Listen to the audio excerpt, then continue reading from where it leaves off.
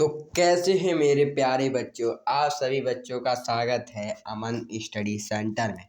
तो बच्चों हम आपके बीच आज लेके आए हैं अध्याय 4 से अध्याय 6 तक के सभी सूत्र बेटा और एक कक्षा 10 गणित के। अगर आपने इससे पहले की वीडियो नहीं देखी है बच्चों, मैंने उसमें अध्याय 1 से अध्याय 3 तक के सभी सूत्र बताए हैं बेटा, समझाए भी हैं। अब देखो हम आपको 4 से 6 तक के सभी सूत्र कराने वाले हैं, समझ रहे हो ना बच्चों। और बेटा मेरा एक उद्देश्य है, इसमें रटना नहीं, आपको समझना है। और पहली एक बात ये है बेटा, अगर आपने मैथ के सभी चैप्टर कर रहे होंगे या कर चुके होंगे तो आपको जो फॉर्मूला आज दिए जाएंगे वो आपको अच्छी तरह से समझ में आएंगे, ठीक है। मैं उन्हीं बच्चों की अभी तो रिवीजन करवा सकता हूँ बेटा जिन्होंने अभी मैथ को कंप्लीट कर लिया है। अब बताओ बच्चों, आपने मैथ कंप्लीट कर लिया तो यस बोलना कमेंट में, अगर नहीं किया है तो हमें भी नो का कमेंट जरूर करना, ठीक है बच्चों। तो चलो वीडियो कर दें स्टार्ट। अगर बच्चों आप नए हैं तो हमारे चैनल को सब्सक्राइब कर लो, ठीक है बच्चों, और लाइक भी कर देना बेटा, ठीक है। चलो सबसे पहले हम आते हैं चौथा चैप्टर में, फॉर्मूला। द्वय का समीकरण है बेटा चौथे चैप्टर का नाम, समझ रहे हो ना बेटा। अध्याय 4 समझ रहे हो बेटा। अब इसमें पहला सूत्र होता है, मैं आपको समझाने की कोशिश करूंगा बेटा। ax² + bx + c = 0। मतलब ये कह रहा है जहाँ a बराबर 0 नहीं होना चाहिए। अगर मैं वहाँ a की जगह 0 रख दूंगा तो ये बेटा द्विघात समीकरण नहीं कहलाएगा, क्योंकि जब 0 का 0 में जोड़ते हैं तो 0 ही आता है, समझ रहे नहीं बच्चों। इसको छोड़ दो, ये कंप्लीट हो गया। अब पहले में क्या करा है, गुणनखंड में। देखो सर ये कौन सी गुणनखंड बेटा, यही तो है ये। आपको ये नहीं सर, ये वाली 2,3 ये का समझ रहे हो ना बेटा। ये वाली आपने अगर चैप्टर अच्छे से किया होगा तो आपको ये समझ में एक एक पॉइंट आ रहा होगा। तो बच्चों दूसरा है श्रीधाराचार्य सूत्र। बेटा ये आपके सामने है, आप उसको नोट कर लो। ये कह रहा है -b + -b² - 4ac/2m। ये जो बेटा b² - 4ac दिख रहा है, इतना बड़ा आके झंझट मत करना, इसमें आपको d रख देना है बस।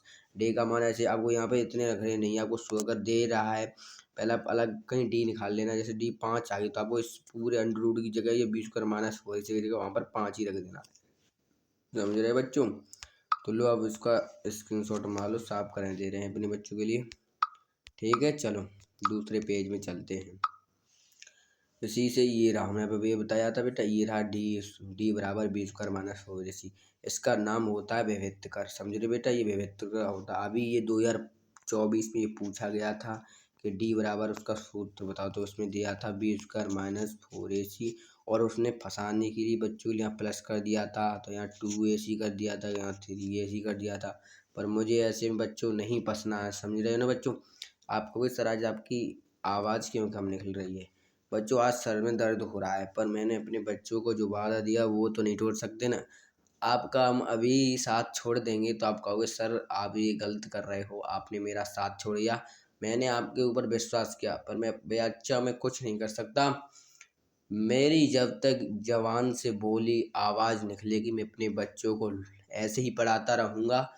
तो चलो बच्चों ये बातों पर ध्यान कम दो, चलो ठीक है।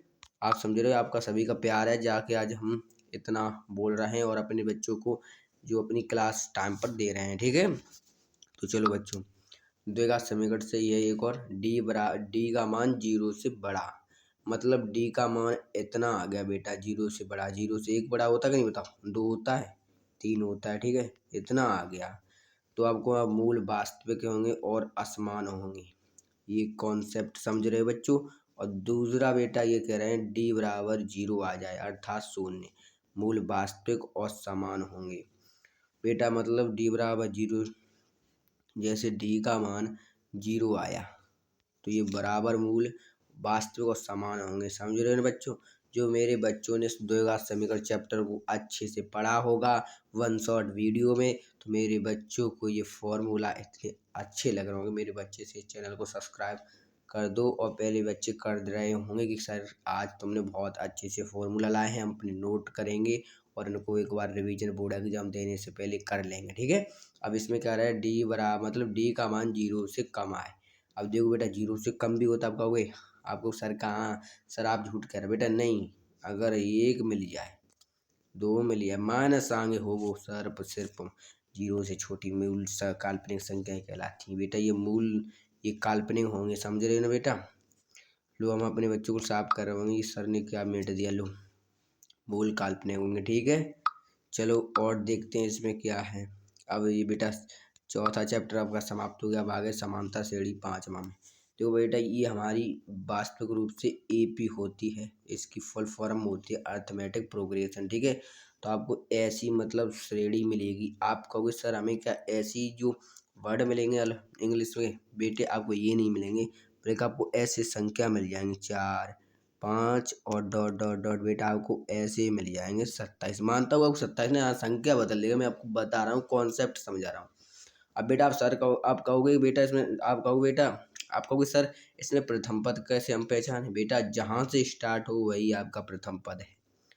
देखो ये प्रथम पद ए होता है, ठीक है, और सारवंतर डी। अब कहो अब डी निकालने के लिए हमें क्या मन पता है, A2 माइनस A1 बट्टे A2 माइनस A1 बराबर डी। देखो अब कैसे, A1 ये हो गया, A2 जो है, तो 4 में से हम 2 घटा देंगे तो हमारा डी का मान बेटा आ जाएगा, ठीक है। मुझे आशा है कि मेरे बच्चों को एक एक बात समझ में आ रही होगी, ठीक है बच्चों। तो चलो बच्चों अगले पेज पर। बेटा समांतर श्रेणी मतलब आपसे अब फॉर्मूला पूछेगा, कि आपसे कहेगा A2 बराबर इसका फॉर्मूला बताओ। तो देखो A प्लस डी, ये आपका हो गया फॉर्मूला। आप कहोगे सर A प्लस डी क्यों आया, देखो आपसे चाहे आपसे तीसरे का पूछे चाहे चौथे का पूछे, आपको कोई भी सूत्र पूछ ले, आपको उनमें से एक घटा देना है। जैसे हमें पूछ रहा है A2 का मान बताओ, तो A प्लस डी।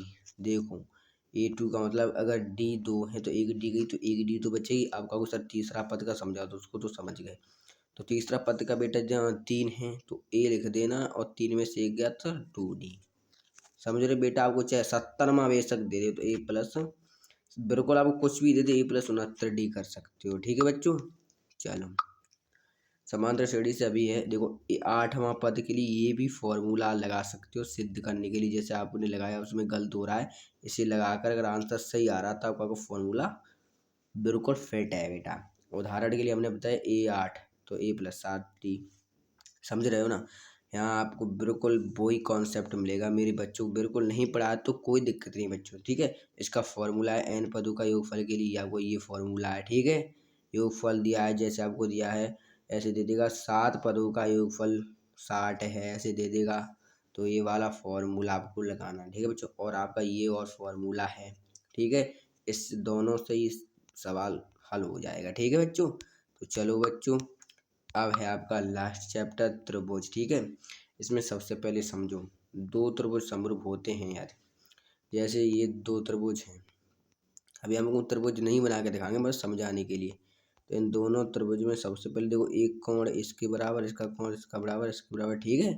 तो आपसे तीनों कोण बराबर होंगे तो ये होगा, ठीक है। जैसे एक कोण आपका 90 है, या फिर एक कोण 90 है, एक कोण 90 है, तो बेटा तीनों कोण हो जाएंगे। तो ये आपको जब हल करो आंसर के नीचे ये रख देना, ऐसे ऐसे कसौटी, मतलब एंगल कसौटी। और आपसे फिर एक कोण एक भुजा और फिर एक कोण एक भुजा अगर बराबर मिल रही हैं तो ऐसे ऐसे मतलब समरूप, इसका मतलब है साइड एंगल साइड, समझ रहे बच्चे। और फिर एंगल साइड साइड, ये 3 ही चीज़ आपको पढ़नी है बस, और कुछ बेटा इस वाले चैप्टर में से नहीं मिलेगा। और इनका पहली है बात, उनके संगत कोण बराबर हों, उनकी भुजाएं एक ही अनुपात में हों। समझ रहे हो ना बच्चे, मैंने आपको पहले ही डिस्कस करा दी यहाँ पर। मुझे आशा है मेरे बच्चों को अच्छी तरह से ये समझ में आ गए होंगे। तो चलो बच्चों, अगर आप अभी तक वीडियो देख रहे हो तो मेरे सभी बच्चों को थैंक यू मेरी तरफ से। और माय स्टूडेंट्स मतलब मेरे प्यारे विद्यार्थी, आप चैनल को सब्सक्राइब कर लो, क्योंकि मेरी वजह तब इसको कॉन्सेप्ट को समझ रहे थे, ठीक है बेटा। आप लाइक कर दिया करो, आपसे हम मोटिवेट होते कि मेरे बच्चे मेरी वीडियो को पसंद कर रहे हैं, ठीक है। और अपना कोई मित्र खास हो तो उसके पास शेयर भी कर देना, ठीक है बच्चों। तो मिलेंगे अपने बच्चों को अगली वीडियो में। तो बेटा आपको मैंने कार्ड भी बता दिया था कि मैं आज कम क्यों बोला हूँ, ठीक है। तो चलो बेटा आपको मिलेंगे अगली वीडियो में, तब तक सभी बच्चों को दिल से धन्यवाद।